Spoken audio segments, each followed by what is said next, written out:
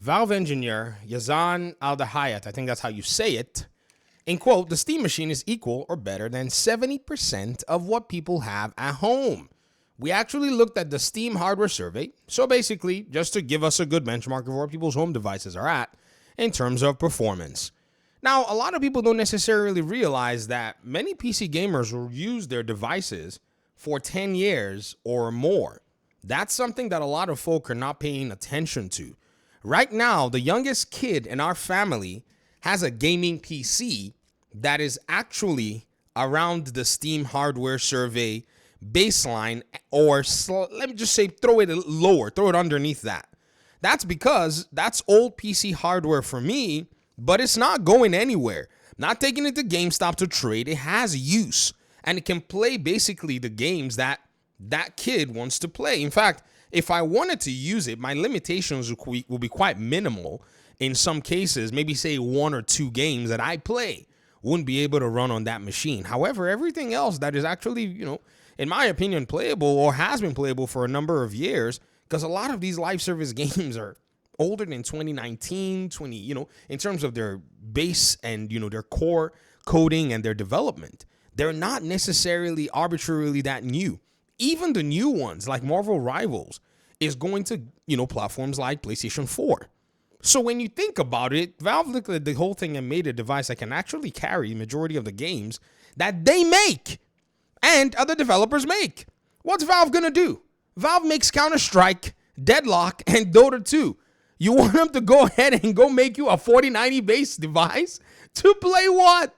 This is the reason that Valve is actually super good at what they do. They don't just go ahead doing unnecessary crap. This is another reason that the Xbox Series S was, in my opinion, a very well-positioned piece of hardware. Let me be honest with you guys. I was mad at the Xbox for its marketing. They said, this thing can play you 4K 120 FPS. Games like Gotham Knights come out, the console can't carry it. So I'm on a tirade. I'm going crazy. Thankfully, I've been learning game development for a number of years. Around that time, I started to investigate, what is all this talk about optimization? How do you create a build for, a game and all? I don't know if you guys noticed, Microsoft just pretty much make public some NDA bound guidelines on how to create and package games for Windows. I just thought that was quite interesting. We'll talk about that hopefully soon. And as I started looking at optimization, I started to realize that it is your job as a developer to optimize for the hardware that you choose to target. If your game is bigger than the hardware, then you need to scope your game right.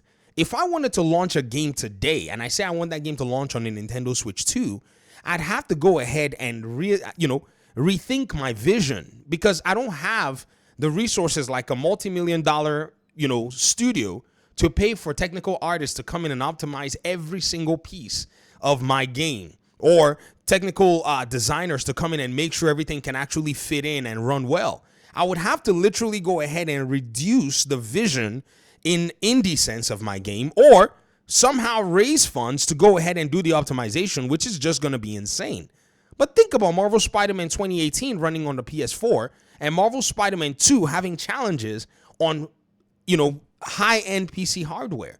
You can already tell that Insomniac and its own proxies that were working on the game didn't take enough time to optimize and clean the game up, because they could run the previous game on low-end hardware and could have still built on that framework to ensure that the game had the fidelity that it needed. All the eye candy in the world is not going to make your game sell. Dota 2 and Counter-Strike have basically, destroyed pretty much any of these high-end, flashy-looking single-player games. And they look like calculator, level games. And so Valve has gone ahead and looked and said, bro, these are the games we make. These are the games that players are playing the most on our own platform. We have the data. We have the numbers. Why then should they go ahead and start making random stuff that doesn't necessarily have anything to do with that time, baseline? Doesn't make any sense. And I've been telling y'all, as I looked and I showed you guys, that this hardware survey is not for the console warrior, nor is it to be ignored. But many keep ignoring it. At your own detriment, you look like a fool if you ignore the Steam hardware survey and you go comment on Valve's hardware, because you'll miss the point. You'll start saying all kinds of weird stuff. And again, As somebody who, even though I was mad at Xbox, I eventually came around to talking about the Series S and defending it, even though I have hardware that can eat many, many Series S's in one build. I realized one thing was very important. Developing a video game is a very interesting paradigm, and any developer that's actually working on their game ought to realize that their game must target hardware that is en masse, or they segment people out of their whole thing and they're not able to play their game. And well, whoever can buy their game in that particular, market category, well, I guess they buy it. And if they don't buy it, then I guess your game tanks. Notice Black Myth Wukong. As much as it sold a lot of units in China and all those areas, what were the Steam minimum requirements for Black Myth Wukong? Tell me again. GTX 1060. Do you hear what I said? GTX 1060. None of the kids in my house use hardware that low. Are you listening to me? And when people start talking about this Valve's device, it's actually much more advanced than the 1060. It's much better than a lot of the different, paradigms, especially with upscaling today. And so they've made a hardware that they feel is appropriate. They're not begging you to buy the hardware. That's another thing a lot of people need to figure out too is they're not forcing you to buy the hardware. They don't need you to buy the hardware. They need you to get a Steam account wherever the flip you are, be it Windows, SteamOS, Linux, or whatever, and buy games on their forefront. Because you buying a game today is more money for Valve than they actually selling that hardware next year. As I'm speaking to you right now, Valve is raking in cash via Dota 2, Counter-Strike 2, 30% from third-party publisher keys that they're selling, and they have no reason to stop. When this device comes out, it's all going to be, oh, mine's broken. Oh, I want to return it, and I want to do that. That's an expense for them, even though it doesn't look like they want to subsidize the hardware. It looks like that's pretty much what it's going to, be. I mean, look at Dota 2, came out in 2013. Who wants to be playing this thing on some massive box commercially, except you want to be an enthusiast and go crazy, you know what I mean? But hey, this is not, I don't know what people think gaming actually looks like, bro. Okay, let me go ahead and let me break this down. And I'm going to, step on every toe today. I think PlayStation and Xbox have basically tried to fill y'all's heads with this whole thing about, oh, you can attain what the PC gamer enthusiast is attaining with the thing like a PS5 Pro and even the original Xbox Series X marketing.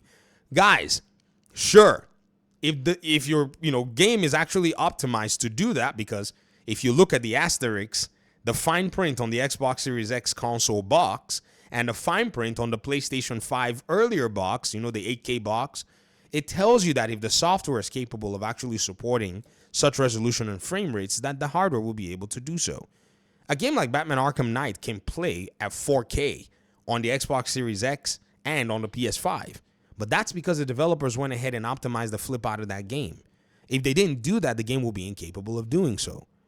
And so now when you look at a game or look at all these games that are being played on Steam, there is no doubt that Valve looked it up and said, yo, why are we going to bother and make hardware, in that regard? In fact, Game Over 30 chimed in on my post. He said, one of the things that people don't necessarily realize too is that Valve is also paying very close attention to, money as well. Because if they go make high-end hardware that's not going to be priced smartly, that hardware is going to be sitting on shelves for a very long time.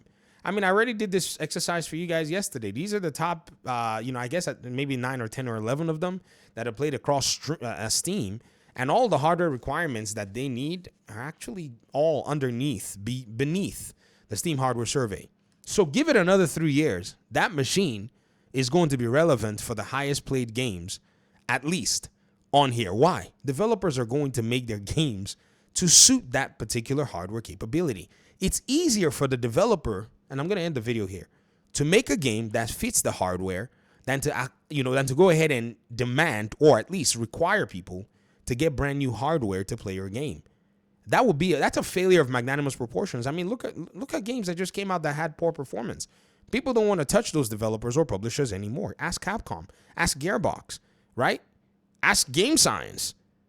Thanks for watching. Peace out.